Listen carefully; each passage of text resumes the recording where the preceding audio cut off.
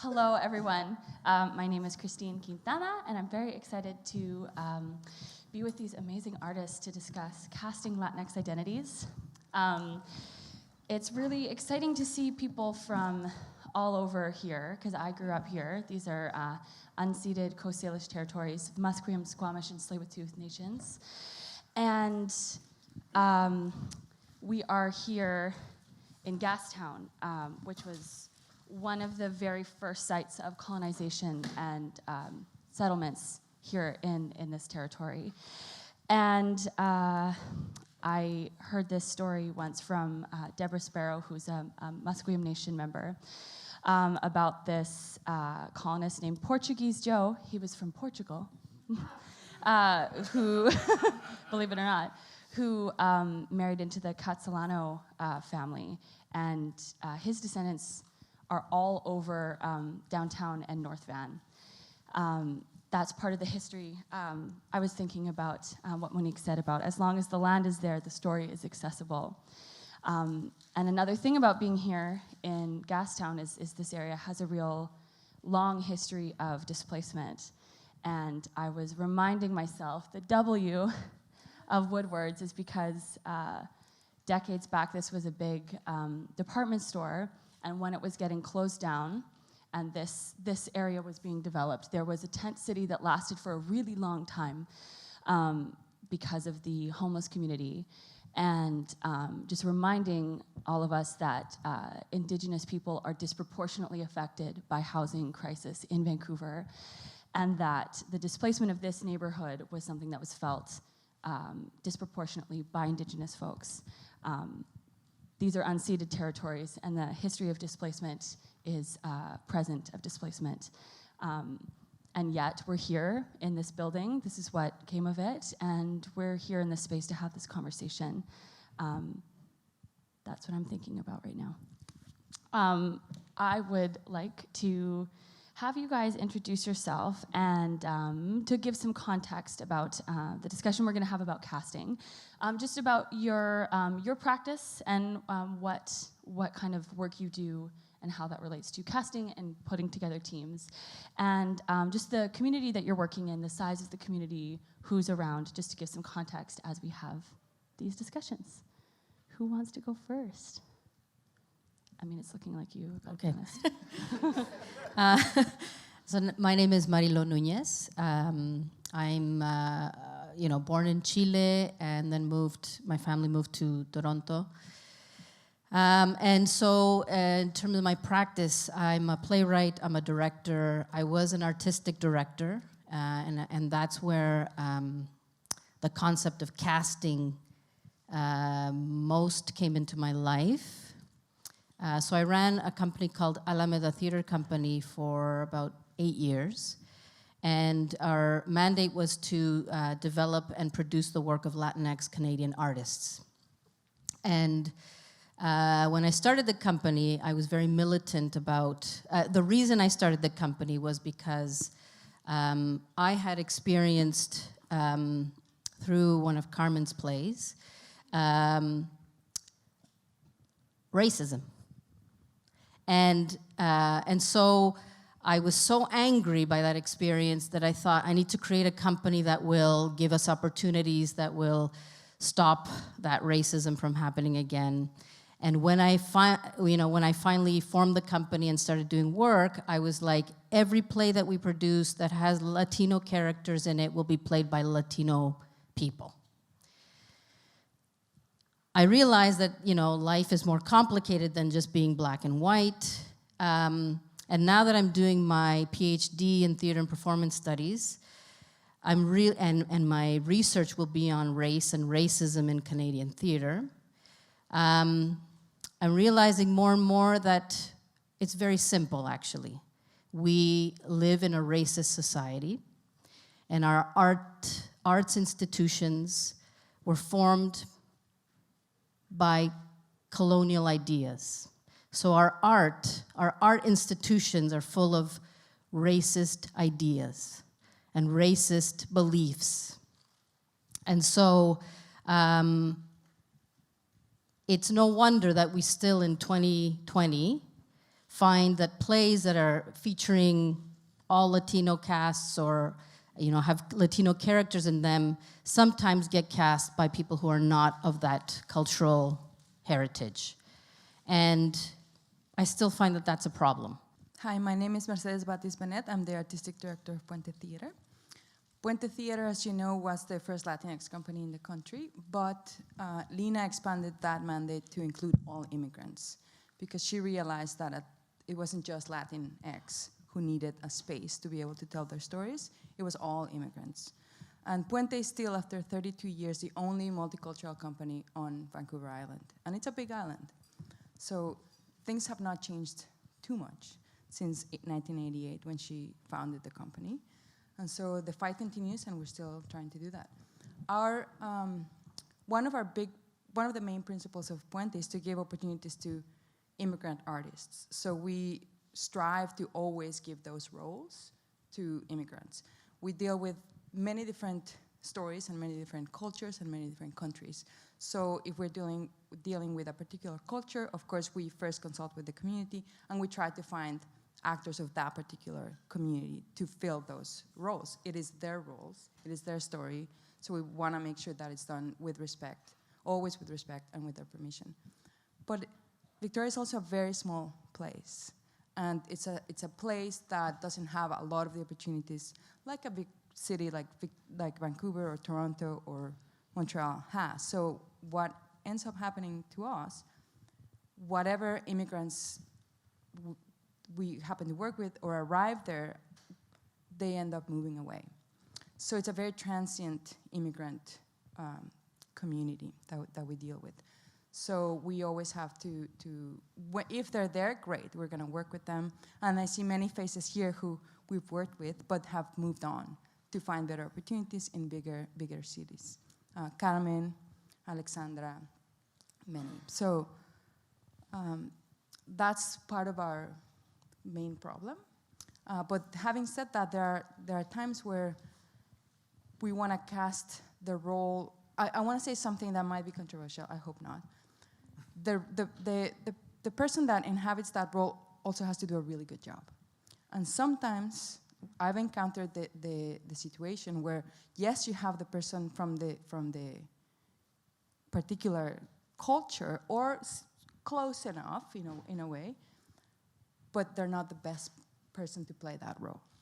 So then you're faced with a conundrum. Do I just give that person the role because it's from that culture, or do I honor the playwright, honor the story and the character in this, and the culture at large, by really choosing the person that's best fitted to portray that role? And so to me, that's really, really important. And I want to bring that to the table as something that we should talk about. I'm Pedro Chamale. I'm the co-artistic director of Rice and Beans Theater. And so anything I say here is also without my other half of that here, which often in public speaking situations, we either fight or correct each other, which is the best kind of partnership to have, because through that we move on to things and discover new things. So speaking from the beans side of it, that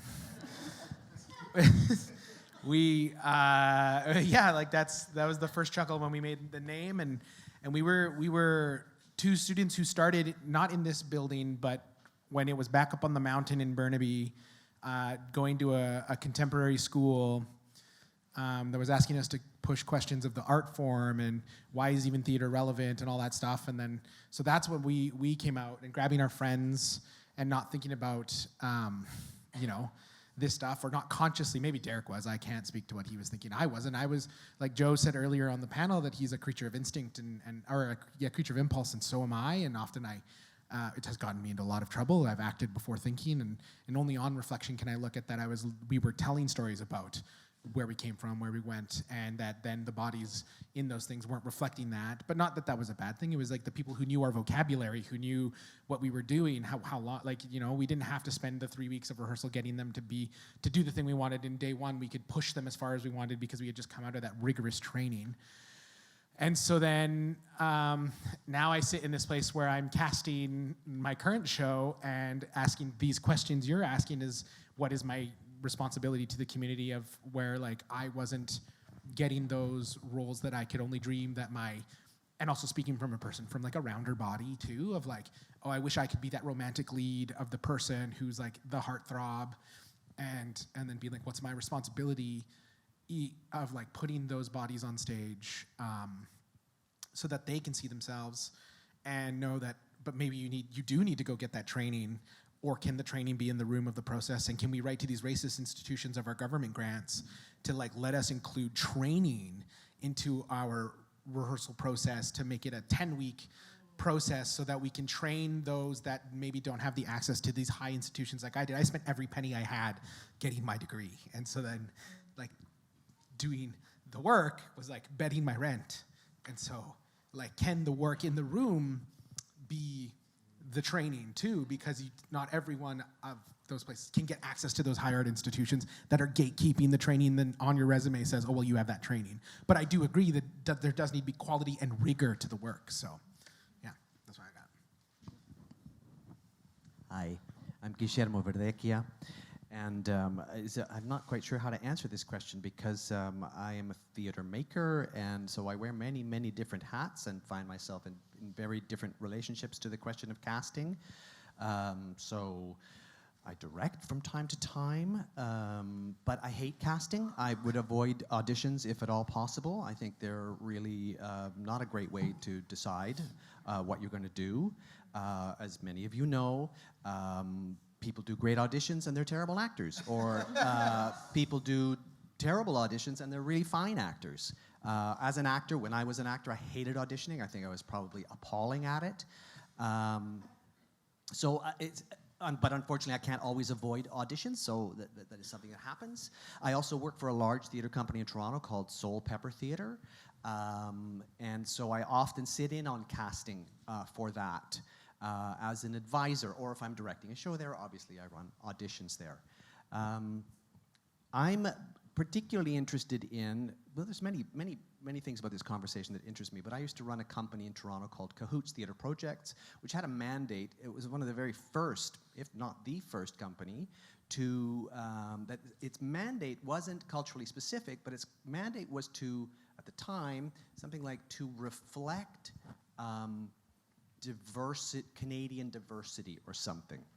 And so one of the things that interested me then and continues to interest me now is productions that look like the city I live in, or productions that look like my life, as opposed to the kind of cultural apartheid, I think, that we see or saw, less so, in Toronto, and I can't really speak to Vancouver because I haven't been here for a long time, haven't seen much, but that, you have predominantly, as Marilo said, you have this theater that reflects a kind of historical privilege, and then every once in a while you get the black show.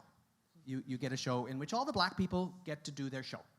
And, and that's cool. They get that one. Or as Nina Aquino says, it's the dim sum slot. You get the one show. You get one of these, you get one of those. But it's like, so we hive each other off. It's like, here's the black folks get their play, the Asians get their play, the white people get the season. Or whatever it is. And it's very rare that I see a show that looks like the subway. It's very rare that I see a show that looks like the schools my kids went to. Where I hear a show that looks like the school my kids went to, or the city that I live in, or the city that I inhabit. So that's one of the things that that I think about a lot, or that I'm interested in, among many other things, and I'll leave it there. I think one of the biggest problems is, with regard to what you're saying, Guillermo, is that the shows that are being programmed are they are written by old dead white men, or they're new plays written by white people. And so,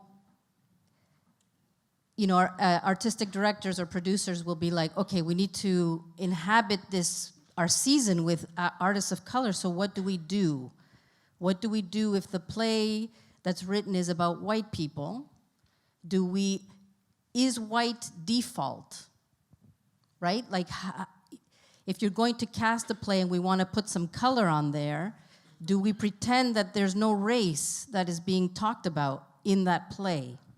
Yeah, so you're talking about colorblind casting, which which historically was a strategy to create access, which was saying, let's just put varieties of people in these plays, and its effect was to erase race. It was to Totally. make it basically say we're past race. We don't see race. Race doesn't matter. When in fact, it does. Everyone knows it It does matter. There may be some circumstances in which a kind of rainbow casting, or I can't think of any specifics, but there probably are lots where you could slot in any number of people. But that was a thing that used to happen. In my experience, that doesn't happen so much anymore. People are much more conscious of casting with race in mind, or that race means something. It's not just something that you can pretend doesn't matter in the world. So one of my questions, though, is for Latino characters and Latino actors, many times, like, it would never happen to a Black actor or a Asian actor, but it happens a lot to Latino actors, where the play is about Latinos, but let's cast somebody who has brown hair and brown eyes to play that role. And that's happening now. It's not like it happened, 5 years ago, 10 years ago. It's happening now. Yeah, I think that we've spoken to it over this weekend, and to like the colorblind thing, and like it's not happening as much because people are more conscious, but we're still seeing it where it's like, well, they got this opportunity, but still, like, regardless, our eyes are constantly codifying the things in front of us and codifying this and what is my relationality to this, and then to the things that still has so hard because of the range that's in this room, right? And I saw it as I hate auditions too. If I didn't ever have to do another round of auditions, but just to meet artists and then like, oh, I want to work with you, that'd be great too. But I also don't know all the people out there or how they're looking for those roles. And so like putting an audition call out brings in people, I'm like, oh my God, I never knew you were here. Oh God, you're gonna change my life. But then when I sat down to cast this play that's going up in May, it was that game of like, yeah, the training isn't there, and then, okay, but they look like it, but what does that, I should know better than just think that, and like, okay, that's gonna be on the stage because of the range of the history that we come from and being put under the thumb of Latino and all that stuff, and not having the representation, and then having the brown, dark eyes, dark hair on stage, on film, being like, that's what it is. Like, that's what it is, that's what it's gonna be, and so it is so tough, even when you're making the work yourself, because it's a statement in that way. I think it comes back to what we were talking about in the other panel, protocols and doing your research. And you have to do your homework. You have to make that casting call. You have to make sure that everybody that's out there that is Latinx, if your play is about Latinx actors, that they come, that they get a shot at those roles, that you see them, that you give them the time, the energy, and that moment to be like, are you the right person for this role? If that is not in place, that's a big problem. If the roles are given willy-nilly to other people that are not from that culture, that's a huge problem. But if you do your homework and you put the call out there, you make sure they're in the room, you see them, but then they're still not the right person for the part, I believe that then you can look at other people. And I don't think that there's a problem with casting someone that's not Latinx or Portuguese, for example, in the show that I just did. I first did the show in Victoria. I looked for all the Portuguese. I found many were in the show, but not everybody in the show was Portuguese. There were some Brazilian, but not everybody was Brazilian or Portuguese. Then we had the opportunity to do a co-production with the Fire Hall. Great, now we have the opportunity to recast the whole show again. It was very important to me to put the call out again, to make sure that we reached out to the Portuguese community in Vancouver and beyond. So we put out a national call, and we got many responses. We saw all the people. We saw many video editions. We saw many people here that flew in. So it was a much bigger net of that. We cast new Portuguese Canadians, some new Brazilians, Canadians in the cast, but still 2 of the roles were not given to Portuguese or Brazilians. They were given to an Italian Canadian and to a Canadian. And because they were just the right person for the role. But I think that we in a way, we made sure that the Portuguese community had a chance at those roles. You know what I mean? Yeah. So I think it's important to go and follow those protocols. So I kind of just jump in with, I think you point to a really important idea, which is making sure that you do your homework and you do that, and that you don't just go, oh, well, gee, I never thought of reaching out or finding out, where we might communicate to X or Y or so-and-so. But I want to ask a question that is a naive question deliberately, and that is, why is it important that we cast in this way? What is the value that we are interested in? Cast in which way? That, for example, Latinx roles must go to Latinx people, and even that I have to interrogate, because Latinx is a term that we apply to an incredibly diverse group of people who, there was the panel on Latinidad. I don't know how far it got, but what are we talking about? That is a term that lots of Latinx people wouldn't recognize in America Latina. Right? So it's a construct. Yes. And but I'm going to leave that aside and just restate this question. What is the value that we are interested in when we talk about these roles must go to these people? I have my idea. I know what I think it is. But I just want to, why do we assume this is important? I think it's about opportunity, and it's about representation. It's about the next generation as well. Like, having young people see themselves is very important, because for so long our education system has us read books about white people. We go see plays about white people and Shakespeare, and most of the actors on the stage are white. So when a young Latina girl goes to, for the first time with her classroom, and she sees a play in which she is represented, that is very, very important. We need to be seen. Just like you said, race is important. We don't want to be invisible. That's the same reason. We don't want to be invisible in the stories that are being told on the stages. And it also lets us dream that I could do that. Like when I was going through school, people gave me your play Fronteras Americanas, and I read it, and then I was like, "Fuck you, Guillermo, you did it. I don't need to." But then I was like, "Oh," but then so many people talked about it and what it did to them. Then I was like, "Oh, well, what would it mean if I also just took that chance to put that story of my own on stage, do it myself, not expect anyone else to do it, put it in front of people, and not expect I'm going to change people's lives, but to just do it." Because I read that play and you did it, and Chili con Carne, these solo shows where you explore yourself, you put it on stage, and then I was like, fuck, I was able to dream of that this brown dude from Chetwynd, British Columbia was able to get on a stage because these other people had fought to carve a space, not on the main stage, but I got to see it. And it is chance that you get to see have those moments that someone does. And it might be that Shakespeare play where you see someone, Marilo, on stage playing Shakespeare character with, oh, I can also do that too. And I think that's why it's important. It allows us to dream, to let me have that dream of doing the thing that I was fated to in Chetwynd, to be either in the sawmills or in the gas industry or that, and to go okay, there is opportunity. If I pursue this, there's an end goal. Might not get there. I might have to stop doing theater. I still might have to stop doing theater. There are days I think that because of the dollars not being there, but that's what that does it for me, having those parts there. Yeah.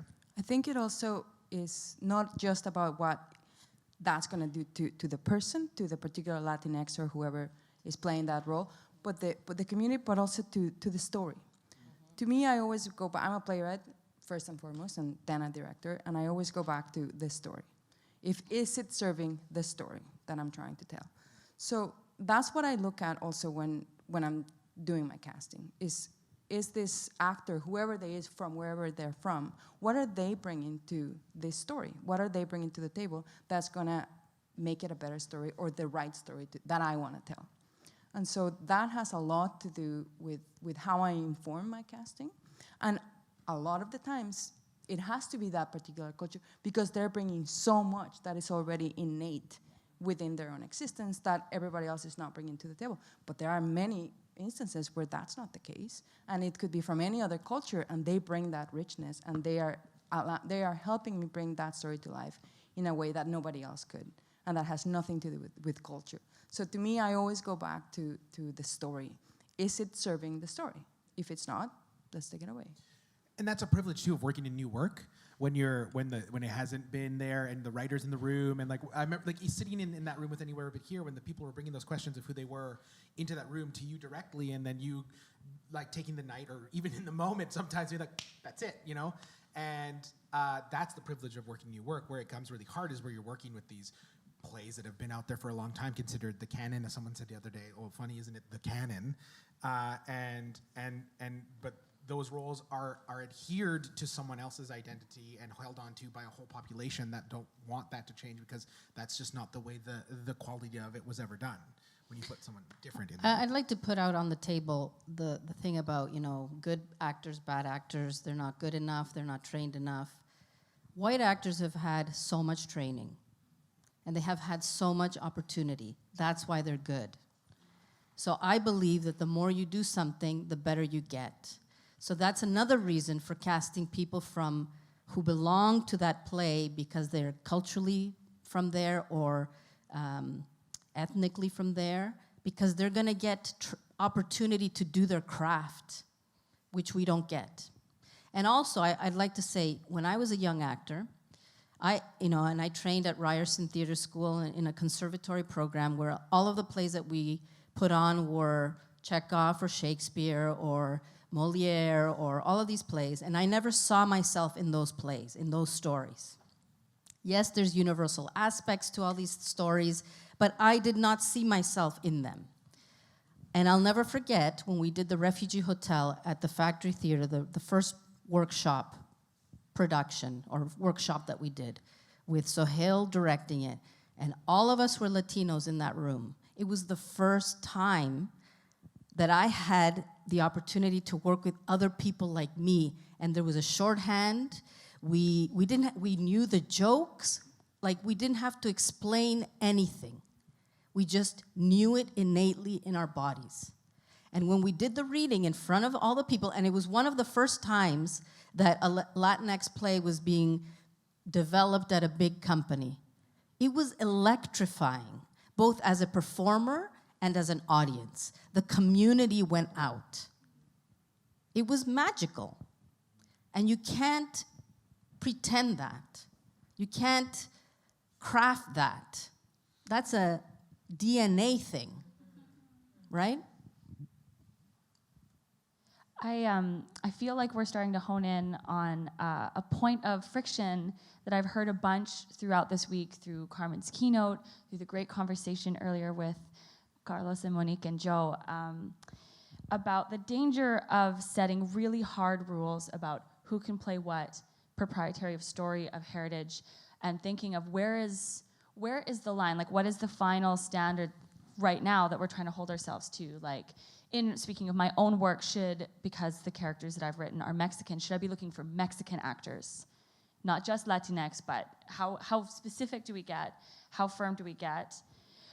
But then against the concern and the danger of getting into that kind of very strict territory, on the other side of that is the very real pain of exclusion and erasure and the deep, still unsatisfied desire for authentic representation.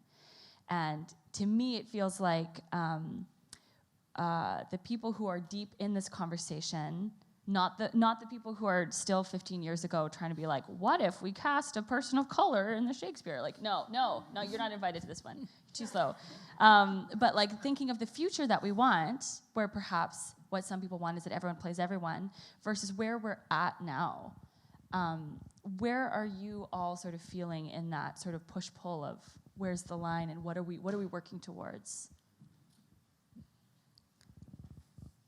There's a lot that I can say to that. Get in there. I don't think that everyone can play everyone. I think there is a very specific thing about each of us, right? And then, Guillermo, to your point about Latinidad, I think Latinidad means something different to us north of the equator than it does to people south of the equator, right? And Latinidad here is about embracing who we are in a North American context. Because right here, there's not all Chileans. we're from different places, but there's a connection to a memory of a place before where we all come from. And that's what Latinidad means to me, is that I'm connected to all of you through, you know, a colonial history, through an indigenous history, through a language, many languages, through blood memory, you know, like it goes deep. But then when I'm up here in North America, I feel very alone. I feel like nobody understands who I am. You know, there's an identity crisis. There's a dichotomy within me because I'm an exiled kid from Chile. And so if I say I'm an exiled kid from Chile, but I'm talking to somebody from Argentina here, they know what I'm talking about. And then also when Chileans are casting plays in Chile, they're just casting plays about, you know, it's a Chilean play with Chilean characters. They're just casting it. But, you know, say Carmen's Refugee Hotel, which has 8 Chilean refugee characters, I don't think there's 8 Chilean actors enough to play those roles. So we have to pull from the people who understand the language of the refugee hotel in a blood memory kind of way. Absolutely, I totally agree. But I also think that there's a fine line. I was speaking with an actor, you can call him a white actor, and he was saying, well, I can play an Englishman, an Irishman, a Frenchman, but not a Latin. To me, that's racist. But we live in a racist world. But that's racist. You know what I mean? Like, why can't he play a Latin? I think he should be able why? to. Because I can't play a British woman. Well, why not? Because If I you're- don't look British. But what does a British person look like? Like I think Latinidad, as Guillermo was saying, like there are so many definitions, so many countries. The mestizaje of a Latino can be from the darkest dark to the whitest white, and all of the shades in between.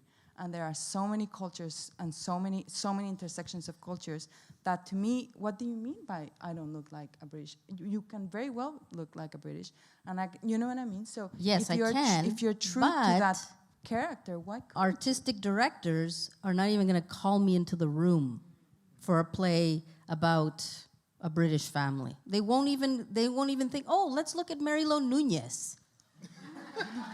They won't. It's just not a reality. Like, I could prepare for that role, and I could say it's universal, you know, she's jealous that her husband's cheating on somebody. I could access that as an actor. But then I walk into that room. But there are exceptions. Like, I think that's not true. Like, for example, Alexandra La Infiesta, who's right there, she's in Stratford right now. I'm sorry to use you as an example. But she's from Guatemala. I met her when she was fresh of, you know, arriving from Guatemala, like basically that same week, you know, and I worked with her. She was in my shows, you know, first in my shows. The way she's grown, she can walk into any audition and get whatever role. It doesn't matter whether it's a Latinx role or an English role or anything. She's at Stratford right now, and she's one of the people that has proven, yeah, I can play whoever. Yeah. So I'm going to jump in just a second. I want to jump in there right But too. at the same time, I'm going to speak at the same time. Yeah. But, right, keep And going, so let's the go. thing is But that I said when that I first thought about this conversation, not panel, contest, I thought and it was the that thing that two was people who fantastic. came to mind. But So what I was Alexander, saying we is did that, have this moment. All right, you guys are really killing the matriarchal vibe of this conference right now. No, but Alexander, if I may, this process, we got into a fight about this, and if I may, also use Alexandra, but she can walk into those rooms and pass.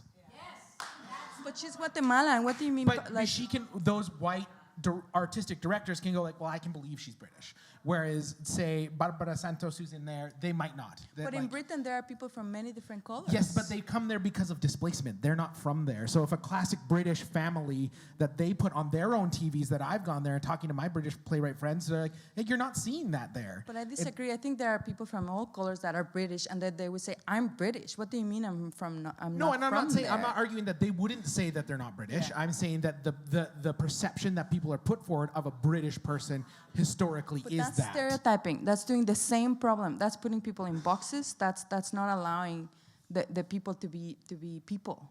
That's putting boxes of color. Okay, but the thing And is, that's a problem. we live in a racist society. But let's get out of that. People are not just considered people. And they won't be until we completely change the structures of our institutions, right? We are seen as a race, period.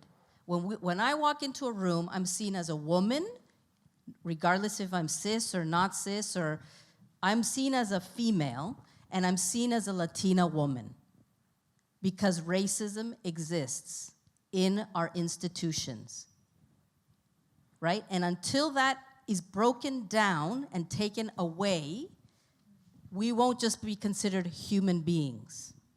We understand that, yes, we are all human beings and we're all the same, but the systems that are in place were created to compartmentalize us into races because it was beneficial for the white race to do that.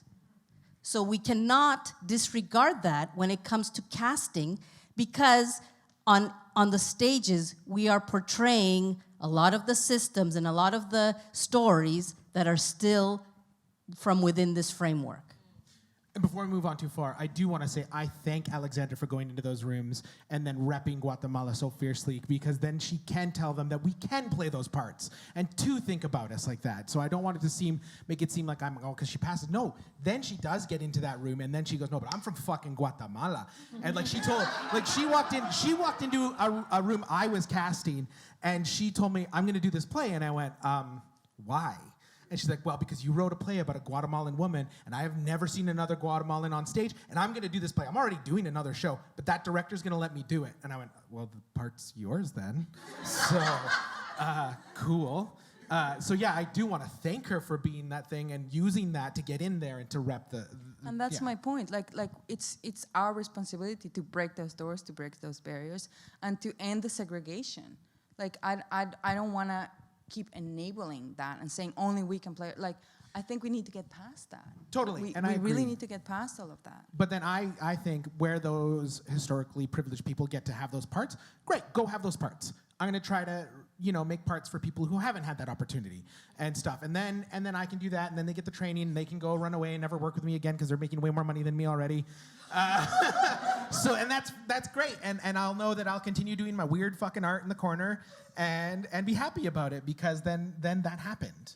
And I as a director who casts and creates his own work, will do that and have that. And as Carlos said, I put that on no one else but myself, and that is my work to the community that I have to do. That I have to do that work, and I have to go to bed at night and be okay with that, and know that some of my projects will suffer, or that I won't be, anyways, so. Yeah. I think to return sort of to your question about like now and where we want to be in 15 years' time, I think there's a multi-pronged approach or policy or plan or strategy or something that is required, and that, casting forms a kind of tiny part of it, and ensuring there's representation and that we see ourselves and that we have equity and opportunity and access. That's all part of it. So that's one aspect of it. I think there's another aspect of it, which is training. Honestly, we were casting for a show very recently and put out the call and reached out and saw not a lot of Latinx actors. So the issue of quantity and numbers is an issue. It's like, I need a 60-year-old man. Well, there's one of them, right? And so it's not like you have a lot of choice, or that becomes an issue. Whereas if you're looking for some other type, you're going to have a dozen to choose from, and one of them will be available or something. But of the people we did see, many of them were ill-equipped. And I know this is it probably doesn't apply to the people in this room, but unfortunately, I see an enormous number of young Latinx actors who have no training, who have maybe done an audition workshop or acting for camera, and you're ill-equipped to work in the theater. Access to training is another question of access. So that is another prong that needs to occur. So there's numbers. We need to go out and reproduce more. We need to have more children. We need access to these opportunities to practice, but we also need access to the training, right? And we need also to move into positions where we can make change, or we can command change or something like that. Obviously, it's not just by occupying the artistic directorship of the National Arts Center that happens. Change happens down here, you know, as I often think, in the church basement. Like, we meet in the church basement on shitty chairs, drinking bad coffee out of styrofoam cups, and they meet, you know, in conference rooms and boardrooms at Davos. But anyway, this is where change comes from here. So it's a multi-dimensional approach that is required. And one last thing, and I want to say that when I first thought of this panel, I thought of two actors who work all the time and who are fantastic and are both Latino. And that is Diego Matamoros and Juan Quioren. And I was like, well, that's so interesting. They're amazing actors. And they work all the time. So there's something, I've yet to figure out why or what that's about. That speaks and they've to been around for a million years. I mean, they're to older than I am. how good they are. You know what I mean? They're good. And they had lots of opportunities, and they trained, and etc. And they got to practice many, many times. But what's kind of interesting is their identity or their Latinidad didn't seem to work against them. But did they embrace their Latinidad? Like Diego Matamoros, he's white passing. Diego right? Matamoros. He's white passing. Yeah. And I didn't know he was Latino for a long time until, you know, somebody's like, hey, why don't you hire him for your play to play your dad? I'm like, oh, Yeah, okay. for sure. And then his Spanish was amazing, and I was like, whoa. But then I'm like, you know, hey, can you do the production of my play? No, I'm at Soul Pepper, and I'm at Stratford, and I'm too busy. Yeah. But also the But excuse there's of no like, question. They're both white, so there's no question. They pass. But and they're straight. Yeah, sure. But they're also Latino. Yeah, you can't take that away. And you know, Diego's worked in Spanish. So has Juan. What's that? Yeah, two. But I'm saying. How big is the company? How big is the show? What show? They do. So if they're in a cast of 12, they're one, and the rest are. Oh, I don't know. The numbers game is real. No, I'm just using them as an example of two guys who have had incredibly successful careers from Stratford to whatever over the past 30-something years. Guys in 30 years.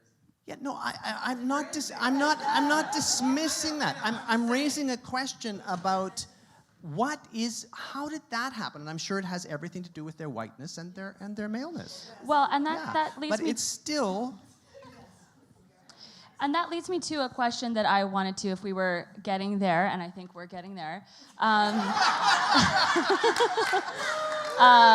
is when we talk about casting Latinx identities, and even the conversation we had about generating this image, and how our graphic designer said that they cringed when they made it, and we see the kind of stereotypes that we're used to being presented with when it comes to representation.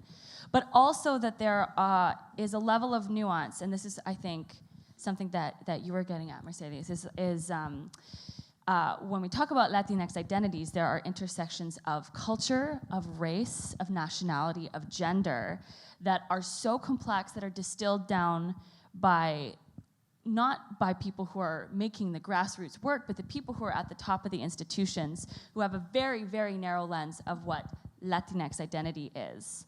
And so what conversations are we willing to have within our community about those identities and the complexity of that? I think it's important to open up the lens of what a Latino looks like. You know what I mean? Like, it's very clear in this panel that is like, there's a stereotype that we are, as Latinos, it's our duty to break. We come from many different colors and many different sizes and many different identities. And we're all Latinos. Like, nobody can say that we're not. And it has nothing to do with who we are. and it shouldn't play a role, especially within our own community. And so if the powers that be of those regional theaters or whatever have a very particular, oh, that's what a Latino looks like, you know, it's our duty to show them, no, that is one form of a Latino, but there are a myriad of Latinos around. And it's our duty to keep showing them the different kinds of Latinos that are out there. So it's our duty to keep casting all the types of Latinos and not fall into those same stereotypes, because if not, we're propagating the same mistake.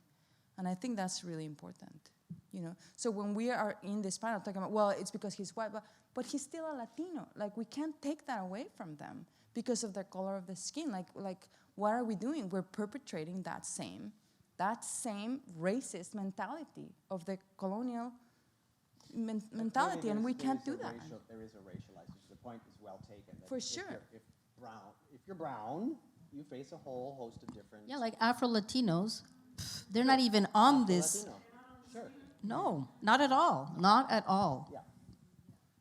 For sure. And we talked about that when we were forming the panels, because when we were at El Encuentro in Los Angeles, there was in like the grand opening or one of the big panels that everyone was there. The youth also stood up, because it's always the youth too, and also the elders that lead. It's like thus in the middle, they're stuck going like, oh, I don't know.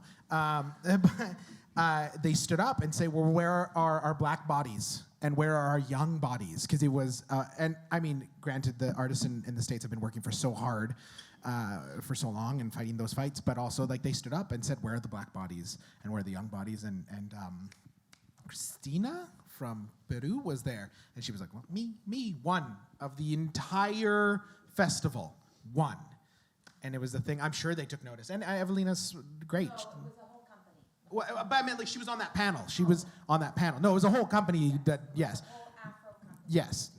Yeah, there's a whole Afro company that came in from Peru. So yes, to be fair. And we gotta give them opportunities. Yes, We of gotta course. give So we had that everybody discussion those while we were putting this together and tried to pull those bodies in. Yeah. Because I think of that too, of who's running Caltech. Like, we need to get those bodies in there too, and what are we doing in the future of opening it up to that, right, across the country, and who's there.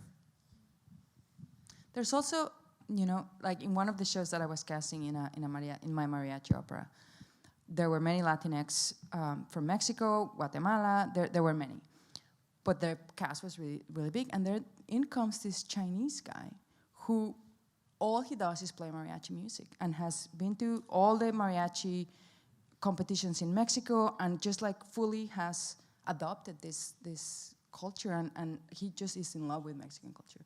And he is in a mariachi band. And he blew everybody else away in terms of the way he was playing the violin, and he knew everything. Of course I had to cast him, even though he's Chinese, you know? But to me, like, he was Mexican in a way. Like he was so in love with and enamored with the culture that who am I to say that he's not supposed to be in the show? Of course he's supposed to be in that show. There are so many people from Mexico that look down on mariachi music, and it's the music of our people. And here comes this guy who's from China who just fucking adores it. Of course he's gonna be in the show. So I have to honor that. So in a way, it's like, to me, I think it's difficult or dangerous if we keep just looking at the race. I wanna live in a world where we don't have to do that, and that we can see past that. We all do. Know what I mean? We all do, but we're not there. We're so far away from that. We have to start with the choices that we make. So if I had made the choice of like, no, you know what, you don't look Latinx. Sorry, you can't be in the show. I think I wouldn't be okay with that. So why can't he be in that show even though he's not Latinx? You know what I mean? His whole being is Latinx. You know what I mean? He is Latinx. You know, like in Mexico, there are so many people from so many other cultures. Mexico is a very nationalistic, very, very strong culture that if you don't become Mexican, you better get out. And so people, it's not like Canada where you're allowed to in many ways, not great, but to retain your own culture in so many ways, that have to become more Mexican than the Mexican to be able to be there and to inhabit with other Mexicans. Am I gonna tell them that they're not Mexican? Of course they're Mexican. Of course they are. Even though they might not look Mexican, or they might not have been born in Mexico, they are Mexican. They're through and through. So it's beyond color. It's beyond what we look like. That also, we don't have anything to do with that. It's our genes. It's like we were born into this fleshy body that encompasses, but that's not us. That's not me. That's not what makes me me. No, and I agree, and I think you're kind of just speaking about it. It is about that rigor, though, too, right? You are seeing other people. You're not just going, oh, there's one guy who I know who plays mariachi that they're in, right? And it goes back to the rigor and the work you have to put into it to make sure the protocols are followed, and it's speaking to the work you're doing. So yes, I see that there, and then, so that it's not just about why can't he play? It's like all the big things being equal, you bring on all these people, and I had to do that with this last round of casting, like all the people I saw, and then of all the things being equal, and of all the talents in the room, and then being like, okay, well, what are my values, and what am I trying to put on that stage, and what am I trying to get out of this project, and going through that, and going, well, they're in this and this, and then and not being like, well, you're not this, you don't get, considering all of them to be in this project, because they all bring different things to this project, and what is it that I want to say by putting them on that? Not by excluding them from it, by not putting them into it, but by being like, well, what is it gonna? What do I want to say by putting those bodies on that stage?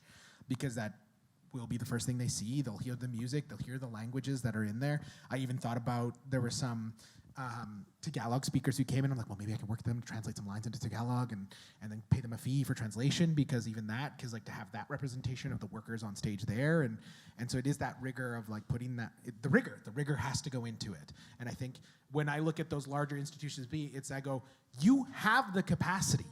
You have the capacity, and I'm doing all this, and you're not, and that's where I get angry, and I go, well, that's just lazy. That's just lazy. You have the capital, you have the staff, and I go, well, then you need to put the rigor in too. I wonder if we should open this up. I was going to pose a question to you before. I have a plan, don't worry. I'm curious, because we're talking about what we're in right now and what we're facing right now. I would love to hear from each of you what your theater utopia looks like, what stories are being told, and who's telling them.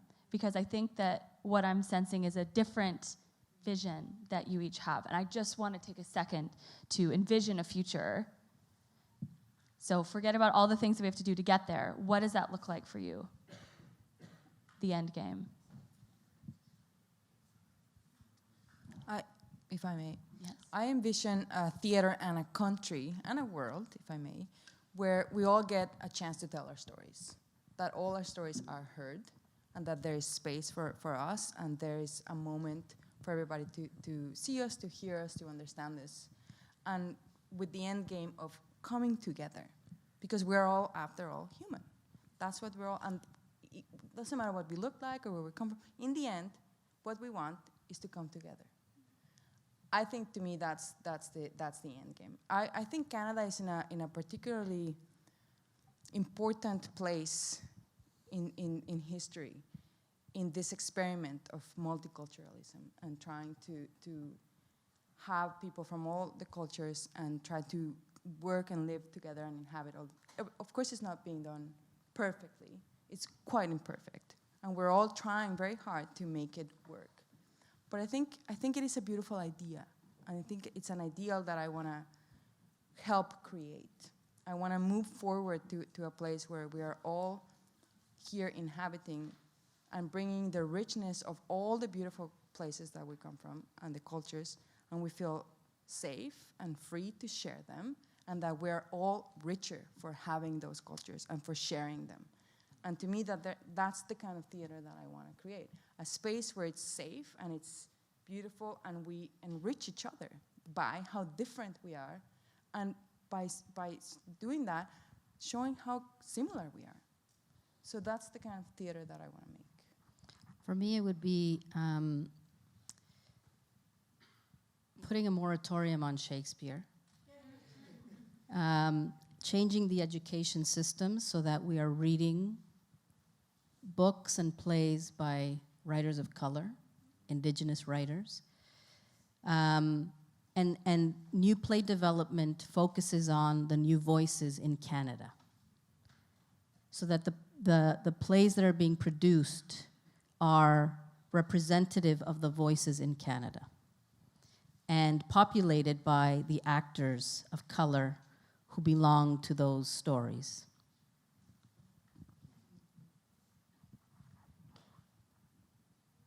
I don't know. Maybe I'm just a bad artist for not knowing, but because at times I'm building the fucking cars, I'm driving down the road, and so like I think maybe my theater would be one that we don't have to be having these panels, that we don't have to be, screaming at the doors to let me on your stage or to cry over who I'm not putting on the stage, that I can just go and do the art I want to do and not worry about, am I representing enough? Am I living up to a cultural mandate? Am I doing all these things that are expected of me because now suddenly I'm in a leadership position and I never thought that's where I would be, and I just want to go back and write my plays and put it in my weird 40-person theater and then see who comes out. I'm like, oh my, that person came and they thought it was cool, but also knowing there's so much to do, and there's been so much that has been done, and I'm ready to be there to continue doing it from all of the people who came before. So like I don't know what my theater is going to be because my theater changes all the time. My theater what I started 10 years ago is not the theater I do now, because the questions I was asking myself then were the naive questions of an art school graduate who came out and was like, I just want to make this art, that's this thing, and now I'm here in front of these people, and that's not, I'll stop rambling. I find that a very difficult question to answer because I guess I think of utopia as some kind of paradise or stasis. And it seems to me that that's not very interesting artistically or something. And so my ideal theater looks like it's in Germany. Or it's German theater, but it's populated by, it's highly representative, it's incredibly diverse, people have access, there's a diversity of work being put on. I've almost used the word stories, but I so am tired, so bored of that word. But I want to see work that is engaging, work that is challenging, work that is provocative, but more even than that, I want it to be meaningful to the people who go there, that it be almost a necessary part of their lives. That would be my theater utopia, that everybody who goes and that everybody is representative of the nation, shall we say, or the city, or wherever I'm, that it's actually significant to them, not just an expensive evening out. That would be my take. Okay, thank you on that utopic note. Let's take a hot 5 and then come back with your questions, because then we'll open it up to everyone.